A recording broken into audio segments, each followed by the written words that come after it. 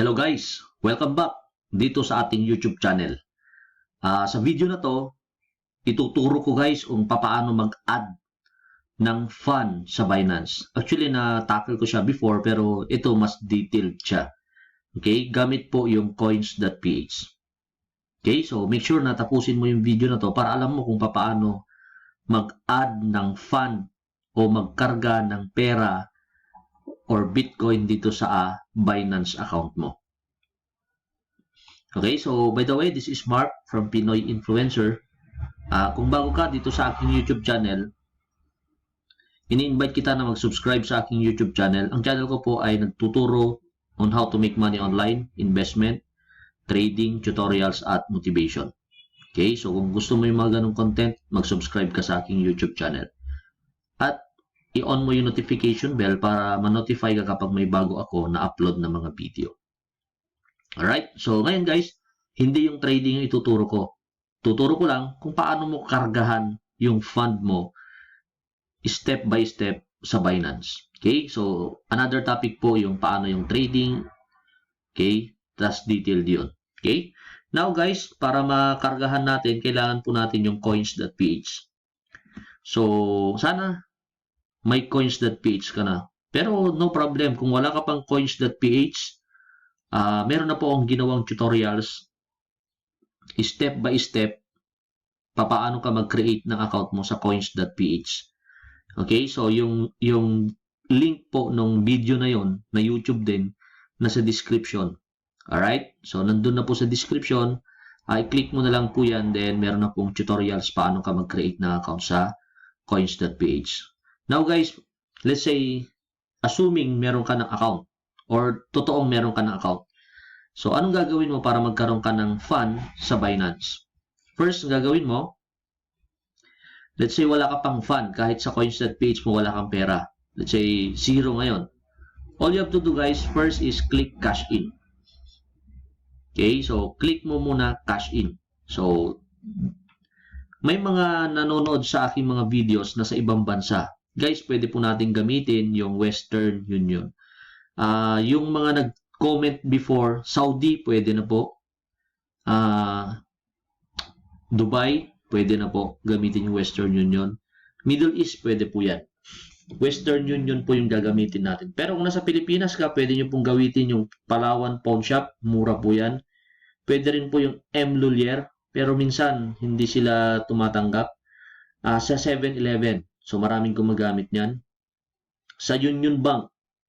Kung meron ka account, pwede po natin gamitin yung Union Bank. Okay? And of course, Cebuana. Kaya lang sa Cebuana kasi medyo mas malaki yung charge. So, it's up to you kung ano yung malapit sa'yo. Alright? So, let's say ang gagawin natin is, sample na lang natin ay Palawan. Okay? So, ito yung malapit sa akin. So, lalagay ko lang, halimbawa, magde-deposit ako ng 5,000. Alright? Then, 30 pesos po yung bayad. Check din natin para makita natin yung iba. Para may comparison tayo. Method. Okay, pwede natin i-check yung Western Union. So, ito nga, tama. Find a branch by country. Okay, so pwede po yan. Check nyo kung saan country po kayo.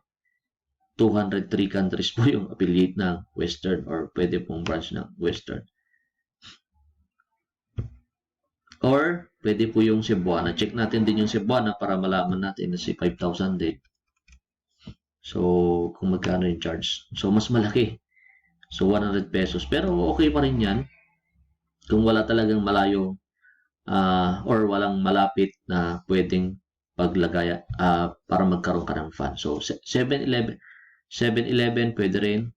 Okay, instant payment din siya. Okay, punta po kayo sa 7-Eleven. Okay? So now guys, gagamitin natin is Palawan talaga. Okay, 5,000. All we have to do is click next step. Yun. So, proceed ka lang sa malapit sa Palawan Pawn Shop sa'yo. Okay? Ito na po yung mismo i-fill up mo sa papel nila. Yan. Yan na po mismo.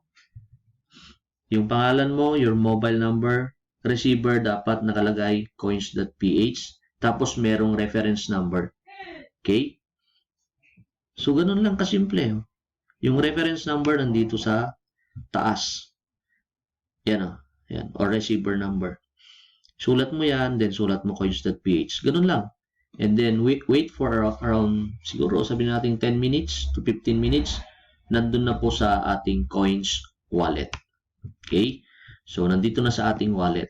Now, guys, yung iba, ang ginagawa pa nila, ikino-convert pa nila sa BTC. Kahit hindi na, guys. Kahit nasa peso wallet siya, okay, pwede na po natin i-convert. Okay, ganito lang yan.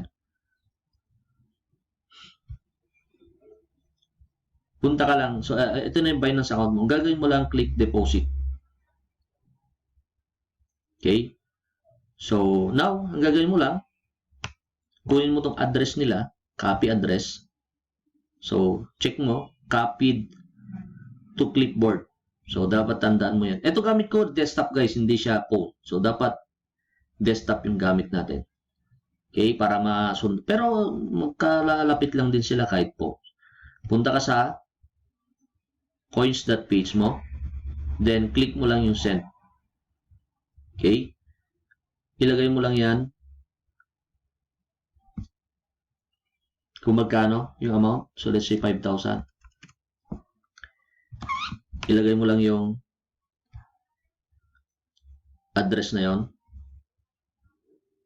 Then, lagay mo, sabihin natin Binance para alam mo kung saan mo pinadala. Okay? Then, click mo lang yung continue. Then, makikita mo yung success. Then, wait for around, sabihin na natin, 15 minutes. Mabilis yan. Mabilis yung process nito. Wait for 15 minutes. Nandito na po sa yung wallet balance. Okay? Halimbawa. Okay? So, at automatic na po siya na na-convert sa Bitcoin. Okay? Makikita mo yun sa deposit mo. Parang ganito. Para makita nyo rin. Ito. Okay? So, makikita nyo na kaagad ganito. 0.06 or 0.005. Peso po yung ginamit ko dyan, pero na-convert na sila kaagad dito. Alright? So, ganun lang po kasimple. Yung deposit mo, dito mo mamomonitor. Okay? Now, abangan nyo guys yung aking video about trading. Para mas maintindihan nyo. At least, para mapondohan nyo na. Okay? Pero pwede na kayo mag-trade anytime din. May mga trainings din sa mga kasama natin na mga nagte-trade, may ginagawa na rin silang video. Panoorin nyo yun, pwede na po kayo mag-trade. Okay? So ngayon guys, siguro, ngayon meron na tayong balance or fund sa ating Binance account. So yun lang ang aking video tutorials ngayon. Okay? So abangan nyo pa yung iba, paano yung mag-withdraw yung kita mo naman sa Binance. So once again, this is Mark from Pinoy Influencer. At sana guys, hit the like button at comment naman kayo sa comment box if you want or if you have questions. Thank you guys for watching and see you guys on my next video tutorials.